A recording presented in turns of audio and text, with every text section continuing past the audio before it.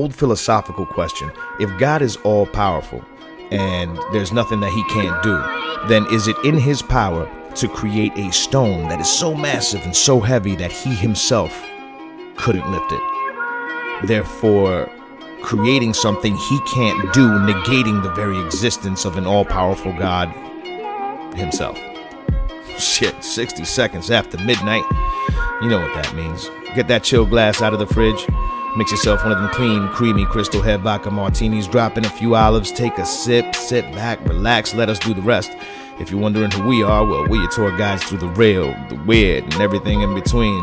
The show for street philosophers by street philosophers. This is Night Owls. This particular episode brought to you by Seesantanaville.com. Videos, photography, weddings, headshots, family events. You got a professional project, but you need that personal touch. You got to see Santana. Link will be down below as always. Now, I feel the need to start this week off with a disclaimer because I'm going to be touching on something that I know people are sensitive about. You know what I'm saying? I hope me chuckling a little bit doesn't make me sound insensitive, but we're going to be talking about faith and religion. All right? So let me make it crystal clear. I am not here to push my own personal spiritual or religious beliefs on anyone, nor am I here to condemn any particular faith. Okay? That's not what this show's about. No, this show poses the question: when does faith go too far? When does blind faith go too far? All right? Because there's a difference between something that some of us may find to be silly or don't quite understand, or may even, have a scratch in our head like, how can this person believe this shit?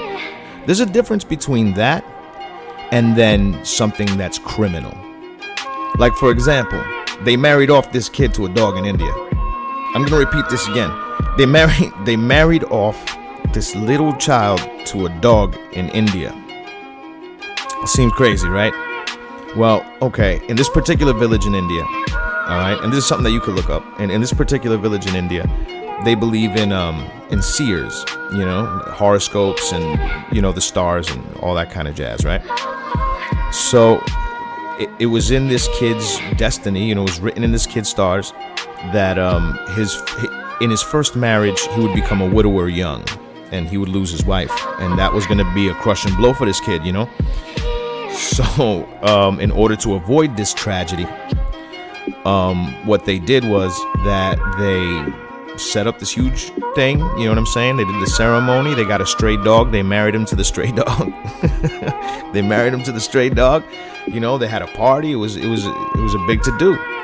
And by doing this, they're ensuring that obviously by the time the kid is of age, the stray dog won't be alive anymore, and technically that was his first wife. Therefore, they're breaking the curse. They're breaking the curse by doing this, and when he gets married, it'll technically be his second wife, and he'll have a better chance of having a long-lasting, healthy, happy marriage. Now, mind you, in my personal opinion, it's silly. You know what I'm saying? It's just silly, funny shit. It's entertaining. It gives me something to talk about on the podcast and shit. Kid gets married off to a dog. You don't see that shit every day. But at the same token, is it harming anybody? Like, do you think this kid's going to be traumatized by that? He's not even going to remember this shit. You know what I'm saying? They did a little, little thing there. They did a little ceremony and stuff. He got to play with a dog. They had a big party. Everybody danced. Everybody went home, and that's it. And no harm, no foul. So is it silly? Yeah, it's silly, but it's not doing any harm to anyone. Unfortunately, there is a flip side to that coin, right? There is a dark side to certain beliefs, and to adhering to certain faiths blindly and aggressively. Now, there's a lot of religions, like, for example, there's a lot of religions that believe in faith healing. There's Christian scientists that they don't believe in medicine or anything like that. It's just the power of prayer. You know what I'm saying? Because you don't want to play God. You want to intervene in God's plan. If it's God's plan for your kid to die of the flu, then your kid's going to die of the flu. And if you pray and he gets through it, then that's good. And if he doesn't, then the kid's fucked. You know what I'm saying? The Jehovah's Witnesses, they can't get blood transfusions and things like that. And here's the scary part. There was a study done at the turn of the century, a medical study that analyzed cases of children's mortality rates due to a faith-based medical neglect. And they found that of 172 deceased children who were neglected medical attention because of faith-based reasons, out of 172, 140 of them had conditions that would have been curable. That's fucking staggering, kid. Just think about that for a minute. That's like 90%. 90% of the children who pass away because they've been neglected medical attention as according to their religious beliefs could have been saved. And yet we don't call this murder. You know what I'm saying? Most of these people are exempt. And it boggles the fucking mind. If there's somebody who's dying of cancer, okay, and they're 70 years old and they're dying of cancer and they're suffering every day and they just want to go out with a little bit of fucking dignity, and you help them, you assist them in that suicide, then you could go to jail for murder, okay? But if your child needs a medical procedure and you deny your child that medical attention according to your religious beliefs, you're exempt. I mean, for the most part. People don't always get away with the fucking shit. You know what I mean? Don't get it twisted. Every once in a while, you know, these blind faith, you know, devoted, godly parents will go way too fucking far and go on a mass fucking murder spree with their fucking kids. You know what I'm saying? I mean, if you kill one kid, you know, you let one kid fucking die who can get treatment, and you don't give him treatment and he dies and it's in the name of God, well, that's fine. All right? But you kill 2 or 3 of your children, you know what I'm saying? Then that just fucking looks bad. Then the law has to intervene. I mean, 1 kid for God, hey, you know, it's understandable. You know what I'm saying? But 2 or 3 kids, nah, it's fucking too much. You've crossed the fucking line there. Fucking ridiculous. Like there was this 2-year-old kid that was choking on a piece of banana. And it's a true story. You can look this up. You know what I'm saying? I can't remember the actual names of the people or anything like that, but there was a 2-year-old kid choking on a banana, and the parents freaked out, and instead of calling 911, trying to give the kid the Heimlich, trying something, right? No. They get on the phone, they call their church prayer group to come over, and they pray over this choking kid for an hour. Yeah. Exactly. And I wish I could say something right now, but my mind just, this show isn't scripted, you know what I'm saying? Like, they give me the subject matter and shit like that, and they just say, yo, Tango, go fucking crazy or whatever. But it's just that my mind just draws a blank when you see shit like this. You know what I'm saying? I mean, there's got to be a fucking difference between your religious delusions and reality. Like, where you're gonna sit there and pray over this kid choking? Are you trying to tell me that if Jesus Christ was in your kitchen, he wouldn't try to give this kid the fucking Heimlich and try to get that fucking piece of banana out of that kid's throat? Get the fuck out of here with that shit. You know what I'm saying? What kind of fucking mental gymnastics do you have to give yourself in order to fucking, what kind of, or that one teenage kid that she had been suffering from dizzy spells and shit. She had fainted a few times. She went to the school for help. She actually went to the point where she ran away from home to try to get medical attention at the hospital and all that kind of stuff. And the police found her, you know, treated her as a runaway, brought her back to her father.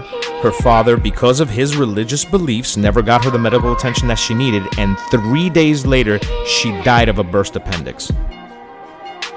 Hallelujah. You know what I'm saying? I mean, and like I said, not all people get away with this. You know, back in Pennsylvania, there were a couple parents, and we do have their names, right? Put it up down there.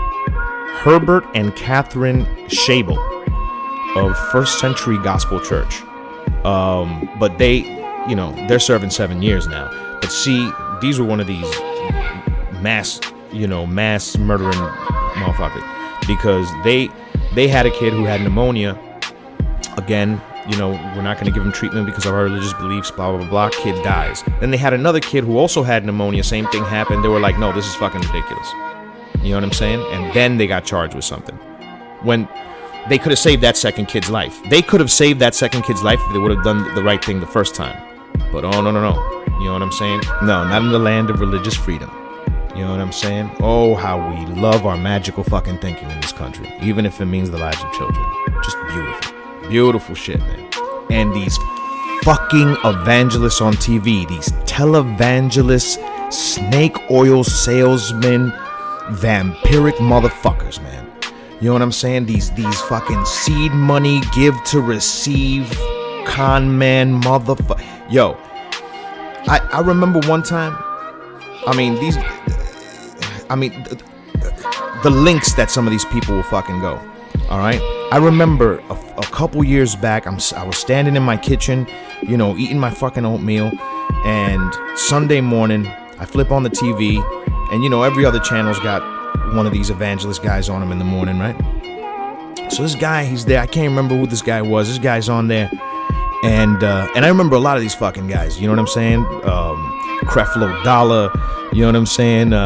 What was that other dude that got caught? Peter Popoff, who got caught with the earpiece, getting the information. You know, he said he was talking to God, but you know, he was getting the information on his earpiece, and they blew up his spot. And even after they blew up his spot, that dude still had a pretty lucrative career preaching. Okay, after he was exposed as a fraud, people blindly still followed this dude. But no. This was some other guy, and I remember him talking about, oh, you know, there's somebody watching right now, an elderly woman, and she has cancer, and she's got a couple bucks, you know, stored away in a coffee can near her refrigerator. Now think about it, all right? Just think about the law of probability. How many old ladies are, you know, watching the TV evangelists who have cancer, who probably do have a couple bucks stored away in a coffee can somewhere, staring at the TV, thinking that the preacher, God, is talking directly to them through the power of television, and now they're going to take, you know, this little money that they got, and they're going to send it to this guy. Why? Because this guy's preaching to them that, hey, plant that seed, send me your money, and when you send the money to the cause, quote unquote, all right, these guys are buying fucking Lear jets. All right, Kenneth Copeland was on TV the other day talking about how he needs a second fucking jet in order to spread the word of God correctly. God wants him to have a fucking jet. Hell, he needs him to have that second jet. I mean, don't you remember when, you know, Jesus Christ had those two angels who flew him first class from place to place to spread the word? Don't you remember that part of the Bible? You know, God forbid. This dude, Kenneth Copeland, actually said at one point that, oh, you know, he was sitting in his private jet. That's how he started the fucking thing. You can't make this shit up. I'm sitting in my private jet and I'm having a conversation with God. I take off my seatbelt and I stand up and I raise my hands to the roof of the plane, and my pilot, he says, turns around and says, "Sir, what are you doing?" And he says, "I'm talking to God." And the pilot respectfully turned around and kept flying the plane. And then he goes on to say, "You couldn't do that on a commercial flight. Besides, a commercial flight is just you, a man of God, stuck in a tube with a bunch of demons." Demons! These are the same people that watch your show, dude. These are the same people that you ask every Sunday to send you money. Demons. Nice. Now look, I'm gonna leave you with this shit, all right? I don't care if you're part of the faithful or not, all right? If you're a religious person and it makes you a better person, you know what I'm saying? I mean, let common sense dictate what that means, okay? Like if this really does make you a better neighbor, a better husband, a better father, a better friend, you know, if there's something that brings, you know, joy into your life, then by all means, man, more power to you, okay? But if you find yourself, you know what I'm saying, strapping a bomb to your fucking chest in the name of Allah, maybe there's a fucking problem, all right? If your kid, all right, needs a blood transfusion and you're gonna let your kid die because your church says that a blood transfusion can't go down, maybe it's time to reassess what the fuck you doing. And as far as law enforcement goes, you enforce all kinds of bullshit fucking laws, all right? This is some shit you need to be fucking enforcing, all right? If someone gives you, you know, the bullshit goddamn excuse that they allowed another human being to lose their life because of their religious beliefs, you lock them motherfuckers up, all right? But enough about that. Let's get to a lighter note. Enough of this bummer stuff. Since we're talking about the soul and spirit and religion, you know, I think it's time for Creator of the Week because we got somebody who's got soul to spare. This is beautiful coming out of Alabama. There's a new song, First. I'll see you guys on the other side.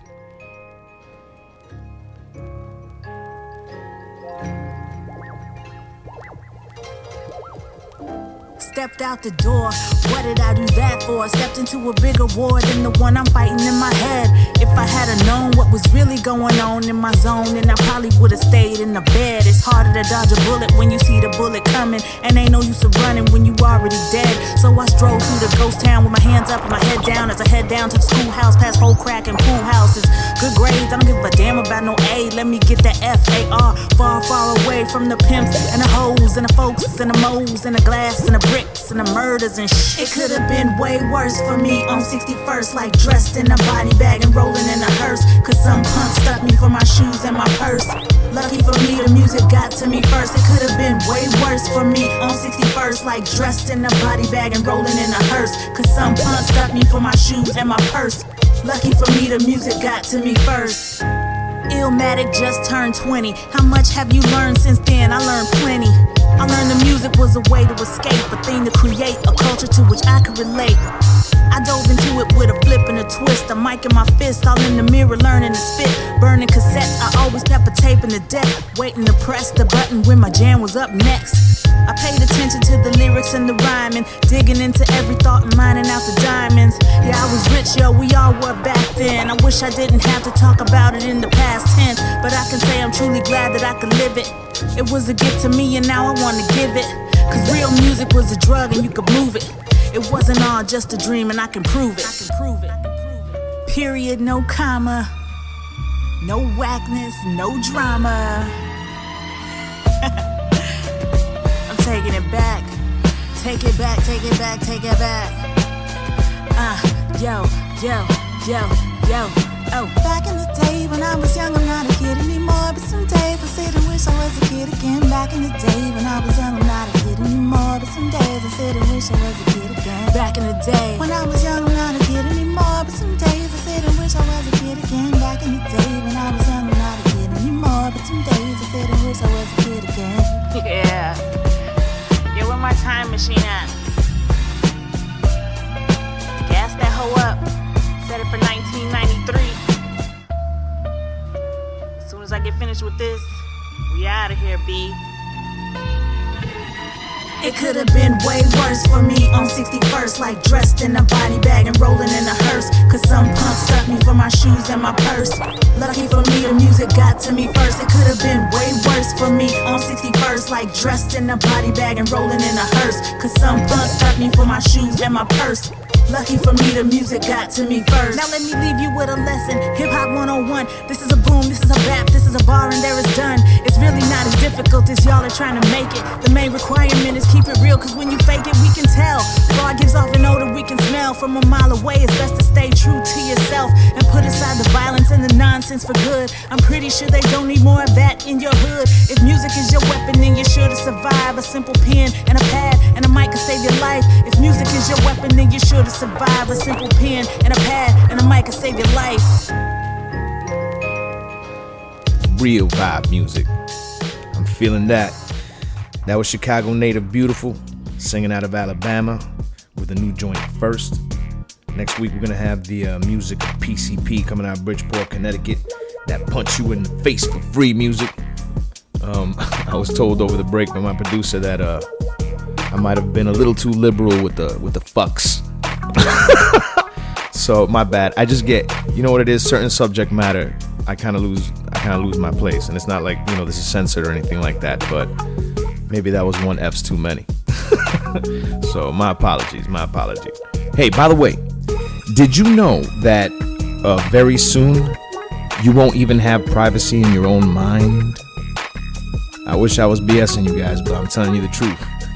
Technology has gotten so far that they're estimating that by the year 2030, our smartphones, our laptops, our computers, etc., will actually have the capability of reading our minds. Now, you know that they've done a lot of work with like EEGs and stuff like that, and I mean, this stuff is way better than a lie detector. This is 100% correct 100% of the time. Very accurate stuff. And basically the EEG is reading what parts of the brain are lighting up during what situations, right? So if you're telling the truth, there's activity in a certain part of your brain, as opposed to when you are lying, there's activity in a certain part of your brain. And they're actually coming up with the technology that in a few years, your smartphone will know how to read this brain activity and know exactly what it is that you want. So in your mind, you may be humming the theme to Ghostbusters, and out of nowhere, your smartphone starts playing Who You Want to Call. It's amazing, but it's also scary. All right, because we all know, remember Edward Snowden and all that stuff. We all know what our government does with the information that's just flying out there in the ether. So imagine if they could literally read your mind. That shit's gonna happen. And that's some serious conspiracy theory shit. You know what I'm saying? I mean, what's to keep them from taking that to the next level? Who's to say what the overall repercussions of something like that's gonna be? And take that into consideration. I mean, remember MK Ultra? Now, a lot of people may not know about this, but back in the 70s, they had a program called MK Ultra, and I mean, this is basically common knowledge. I mean, it's free information, but I mean, these people were like dosing, citizens and innocent, unexpecting people with massive doses of LSD in the hopes of, I mean, they did more than that. You know what I'm saying? They were doing like electroshock therapy and all types of brainwashing experiments and shit, and dosing them with the acid and all this in hopes to create a sleeper assassin agent. And this was back in the 70s. What do you think they're going to be doing with this kind of fucking technology? And then people wonder why I've always been so weary of the government and all that kind of shit. Get out of here with that. Hey, look, don't be surprised if one day I fall completely off the grid and end up in some log cabin somewhere in the mountains eating granola. Hey, and speaking of politicians and religion, didn't it say somewhere that the love of money is the root of all evil? And that it is harder for a camel to get through the eye of a needle than it is for a rich man to get in heaven? Why are we still entertaining this fucking Trump dude? Are you serious? Why is this dude even still on the political grid? I mean, he actually said on Saturday during an assembly, he said something along the lines of, I could stand in the middle of Fifth Avenue and shoot somebody dead and I still wouldn't lose voters. That's how confident he is in the loyalty of his Republican following. Okay? This is the same guy that maybe 2 or 3 weeks ago, maybe a month ago, I saw him at another assembly giving some kind of talk, and there was a guy there, obviously a supporter. He was dressed like the Don, the whole nine. He brings this poor guy up. He thanks the guy for his support or whatever, but then he asked the guy, you married? And he asked the guy to point out where his wife is, points to his wife, Trump waves to the wife, and he says, hey, you know why you dress like that? Because when you make love to your wife, she's really thinking of me. And this is the way that he talks to his supporters, all right? And they still supporting him. All right, talk about trying to buy yourself to the presidency. Look, I'm going to leave you with this. Back in 1944, there was a black student in Ohio who won an essay contest that was based on what would be a justifiable punishment for Adolf Hitler. And he simply wrote one line: paint his skin black and drop him in the middle of America. I'm just going to leave you with that. As always, keep it peace, be safe, take care of yourself, treat others the way you want to be treated. I will see y'all next week.